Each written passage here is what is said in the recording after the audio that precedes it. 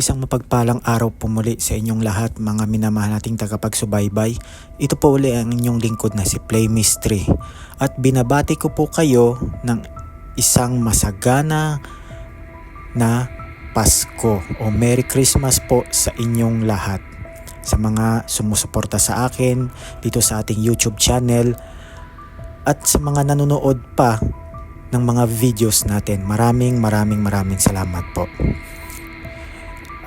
Sa video na ito,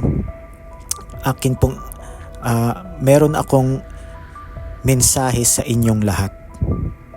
Ito ay panimula o buod ng ating pag-uusapan sa susunod na taon sa year 2026. Ngayon, ang pag-uusapan natin sa taon na iyon, sa darating na taon na iyon, ay tungkol naman sa tunay na mensahe ni Jesus o Yahushua na siyang dinala niya dito sa lupa upang atin malaman, matuklasan kung ano ba ang sikreto na iyon. Ibabahagi ko po yan sa next year. Pero meron po tayong pag-uusapan ngayon summarized o buod ng mga pag-uusapan natin sa susunod na taon. So, binabati ko ulit kayo ng isang maganda at masaganang Pasko. Merry Christmas po. Ngunit, ang tanong, bakit ba tayo nagse-celebrate ng Pasko? Dahil ba sa tuwing Disyembre, naiisip natin, pinanganak si Jesus o si Yahushua tuwing Disyembre 25 at sinasalubong natin siya sa tuwing ika-24th ng Disyembre. Ngayon, bakit natin ginagawa iyon? Dahil ba yun yung nakasanayan natin? Yun yung itinuro sa atin ng simbahan? O meron pa itong pinaka-deep meaning? At yun ang dahan-dahan ko po sa inyong isi-share. Panahon na po para malaman ninyo ito. Matagal ko na rin po itong itinatago, nililihim. So hindi ko na babanggitin kung sino yung guro na nagbahagi sa akin nito. Okay?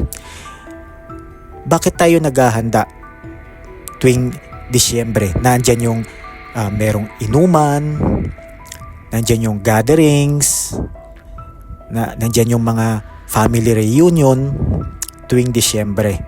Pero ano nga ba ang tunay na mensahe? Yan ba ay para maghanda ng mga masasarap na pagkain? Yun ba ay para magbigay ng mga regalo o exchange gift? O yun ba ay may simbolo na pilit itinago sa inyo? Ngayon, aking ibabahagi yung summarized na itinuro sa akin. Ito, sikreto na ito ay naipasa na generation by generation by generation.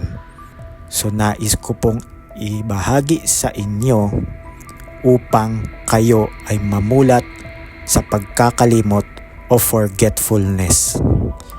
Ito ang tunay na mensahe ng Pasko o Christmas. Sa inyong kaisipan, namulat tayo sa mga turo ng mga simbahan, malamang dahil sa ating mga lahi, sa ating magulang na bata pa lang ay dinadala tayo sa simbahan, natuto tayong magbasa ng Biblia, natuto tayong pumasok sa mga pag-aaral ng mga salita ng Diyos. Ngunit ano nga ba ang mensahe o lihim ng Christmas? Ito po ang aking ibubunyag. Summarize po ito o buod ng ating pag-uusapan sa susunod na taon. Kaya binabati ko po kayo ng masagana, maligaya at siksik, liglig at umaapaw pa na mga blessings sa darating na taon. Naway tanggapin natin ang bumubuhos na biyaya mula sa ating Diyos Amang nasa langit o Infinito Deus. Okay? Ngayon, sa inyo pong middle brain o sa gitna ng inyong utak, nagfo-form po ang tinatawag na the Holy Grail o tinatawag na oil. Ito po ang simbolo ng Pasko. Hindi po yung mag-iinuman kayo, hindi po yung maghahanda kayo ng mga magagarbo, masasarap na pagkain. Hindi po iyan ang tunay na mensahe. Nakasanayan po natin yan dahil yan po ang itinuro sa atin ng ating mga lolo't lola, nanay at tatay. Ngunit ito po ang tunay na mensahe. Sa inyong utak, sa gitna niyan ay nagfo-form po ang tinatawag na holy oil. Yung holy oil na yon ay nagsisimula po yon magkatas o mag-drop. Nagkakaroon po yan kasi ng tinatawag na katas o yung naiipon siya bago siya bumaba sa inyong spinal cord. Mula doon sa nabuong katas na yon na nasa inyong utak ay tinatawag na claustrum. Sa claustrum na yon, doon po nagfo-form ang holy oil na tinatawag na Christus. Yun po ang mensahe ni Jesus sa inyo. The God is in you and outside of you. Okay? Yun po ang tunay na mensahe niya. Ngayon, yung oil na yon ay dadaloy po iyon sa inyong spinal cord. Kaya po ang tinatawag na Kingdom of God ay ang inyong middle brain, which is tinatawag na thalamus. Okay? Bababa po yung oil at meron po yung form. Yung form po na yon ay tinatawag na milk and honey. Okay? The paradise is flows with milk and honey. Ang tinatawag na milk ay ang oxytocin.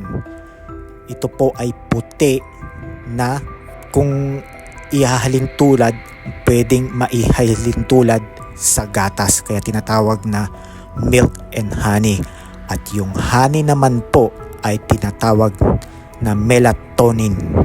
Yan po ay bababa papunta doon sa inyong lower parts ng inyong spinal cord.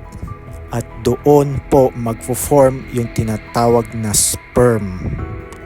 Kapag nabuo po yung sperm, meron po yung tinatawag na sperm bank. Diyan sa lower part o malapit diyan sa inyong maselang bahagi kung kayo man ay mga lalaki. Okay po. Magfo-form po iyon at yun ay mamamatay ng 3 araw.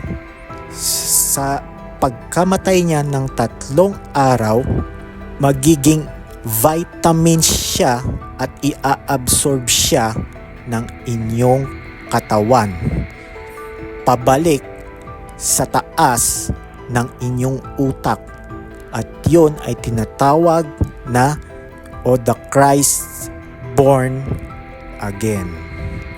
Yun po ang tunay na mensahe ni Jesus. Pag-uusapan po natin yan sa next year. Nakalatag na po yan na aking i-discuss sa inyo.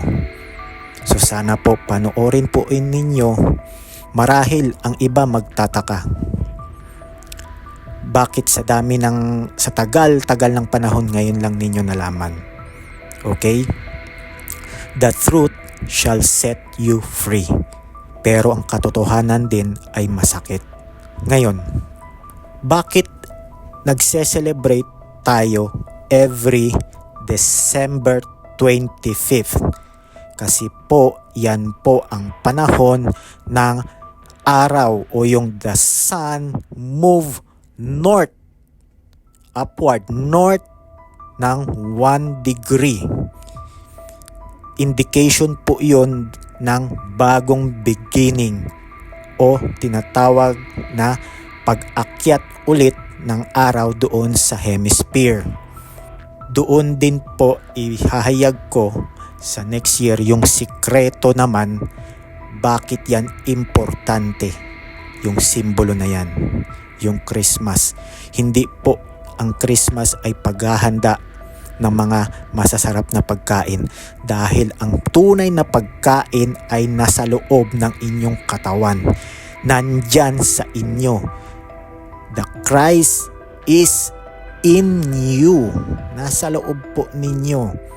Dadaan yan siya sa spinal cord, kaya tinatawag na Jesus o Yahushua died on the cross at age of 33. Ibig sabihin, yung inyong spinal cord ay meron po kayong 33 vertebrae. Okay? Ipapaliwanag ko rin po yan sa susunod na taon. At ihahayag ko rin po sa inyo ang isa sa sikreto. Wala pong nakakaalam nito. Ang sikreto kung paano i-elevate yung sinasabing oil na yan. Paano yan siya ibalik doon sa midbrain. Meron po yang sikreto at meron po yang tinatawag na frequency. Yung frequency na yun ang dahilan bakit binura sa kasaysayan natin ang baybayin. Kaya balik tanaw po kayo sa mga video na inihayag ko about sa baybayin. Kasi kasakop po nun ang ideya na ibabahagi ko sa susunod na taon. Yung baybayin natin ay mahalaga dahil na andoon po ang sikretong frequency. Paano nyo po i-elevate yung oil? Yan po ang dahilan kung bakit binura sa kasaysayan natin ang baybayin. Dahil nandyan po ang sikreto. Wala sa ibang lengguwahe ang sikreto na andyan po yan. Dahil po ang mga hidden society, inuulit ko, ang mga hidden society, they are working in the shadows. Hindi nyo sila napapansin, hindi nyo sila nakikita, pero nagtatrabaho yung mga yan para kayo gawing alipin. Okay? Manatili kayo sa inyong pagkakalimot. Pero hindi nila kayang gawin yan sa matagal na panahon. Enough is enough. Panahon na para maihayag ang tunay na trono ng ating Diyos Ama sa inyo. Okay? Yan po ang mensahe ni Play Mystery sa inyo. Binabati ko po kayo ng masaganang Pasko at manigong bagong taon. Maraming salamat po.